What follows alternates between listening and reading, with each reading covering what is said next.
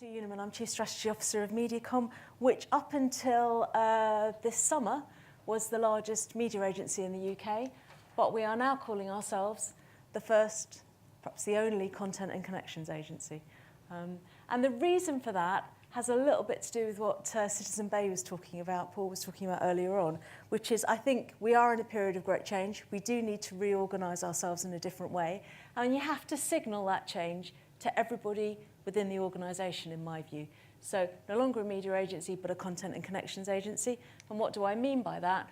I'm just really reflecting the fact that everything is connected. So in all of our lives, someone here mentioned having a teenage daughter. I've got teenage daughters as well. You have my sympathy.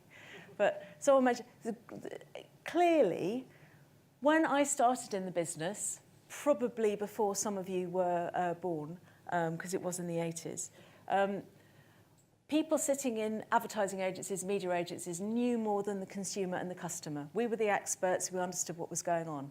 Now, the experts are out there in the real world, and not every single marketing organisation or media organisation is reflecting that. And everything is connected up. It's great to do advertising that gets tweeted about. It's great to do content that gets shared. But you've got to ask yourself, first of all, how is it shareable? Why is it shareable? And secondly, what's the point of sharing it? So, in the old days, there was an advertising message. Media agencies bought some space for that advertising message, and that was supposed to make the consumer buy stuff. Now what we're doing is we're seeding brand communication. And this thinking has been around for some time. So this actually is a slide of mine from 2006. But it is now that we are starting to do it at scale, and we are able to track the effect of everywhere that we put that advertising.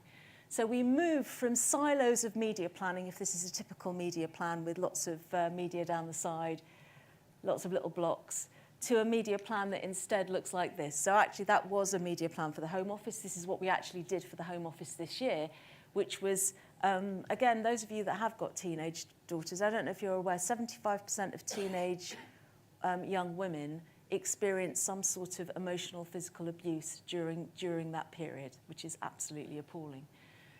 We had a an anti-violence against women and girls campaign briefed, and we found out that there was a storyline on Hollyoaks that was going to reflect that. And so what we did, first time we've ever done it in partnership with Channel 4, was we created adverts that ran in the ad breaks of that show, featuring the actresses and actor involved, talking about what they'd gone through and how that they were actors and actresses, but that the problem was a real one, and hashtag stop the abuse.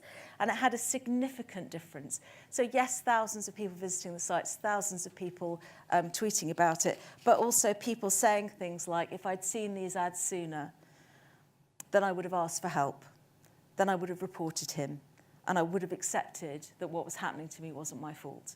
And actually, to be honest, I mean, it's great to talk about millions of retweets. Actually, if we help one girl, then that's enough, actually. So, first of all, making sure that we plan against using content as fuel, making sure that we are planning for business outcomes. So this is, am I allowed to mention the FT today? I don't know. This is some activity, actually, which was promoting RBS's own content from their experts with the FT using semantic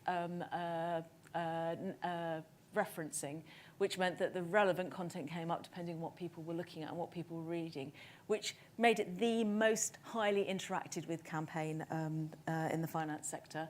And it works for all sectors. So we tend not to do straight advertising for our music clients anymore.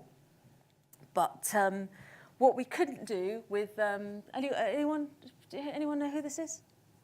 Yay, yeah, Sam Smith fan. We couldn't get Sam Smith on Graham Norton or the Chatty Man. I say we, the PR arm of Universal couldn't get Sam Smith on any of the major chat shows. And as you know, that's the kind of thing that makes music sell these days. So what we did instead, in this case it was partnership again with Channel 4 in this case, but with Google as well, is that we had a live ad break in Chatty Man of Sam Smith, broadcast from the Roundhouse. Someone had to stay up late at Channel 4 with his finger on the as it's known, fuck button, to make sure that there was no swearing, because you're not allowed to broadcast swearing live in advertising breaks. The ad as it was a performance. It ran for a kind of the whole of the ad break. The interesting thing is not just that this propelled lovely Sam Smith, to #1, but that the audience for the ad break went up from about 1 million for Chatty Man into 1.1, 1.2 million by the end of the ad break, because his fans and his followers were tweeting, tune into Chatty Man because he's got a live performance. So all of this it can work in conjunction with advertising. It's got different rules from advertising. It's perhaps more complicated and requires real-time course correction. But overall, our plans move from something that says, let's have some advertising or some content that's going to get people to look us up on their phones, that's maybe going to ask them to get a quote for something or will lead to a sale, to something that looks more like this as well, which is it's about using content not just to drive, this is an insurance example, people to price comparison websites and to telephone and quoting and buying, but also driving social signals, and the social signals will drive SEO, and the SEO means that we can spend a bit less on Google, PPC, and that will drive our demand pool, and that will drive, and the content will drive brand preference. And it's about drawing the system for all of our against all of our advertising briefs, but clearly it's also about benchmarking it in different ways, about having not just KPIs about the sale versus the advertising spend, but having interim KPIs that say, you know what, it's great if you work on John Lewis, isn't it? Because the ad comes out and it's going to have a gazillion views organically today. Most of the time, most of us are spending time on clients or content or businesses that are not being looked forward to by the whole of the population as the first sign of Christmas. And it's kind of, you know, John Lewis is a great example, Andrew. I know you're nodding along. It's almost a terrible example as well, because the penguins made me cry. I'm still. But it is going to sell a lot of penguins, is it not? If it does nothing else, there's going to be an awful lot of penguins sold. If you've got a market stall, I have to say the thing to do is get hold of some penguins. We are working in an area where not everyone's content is as beloved as that.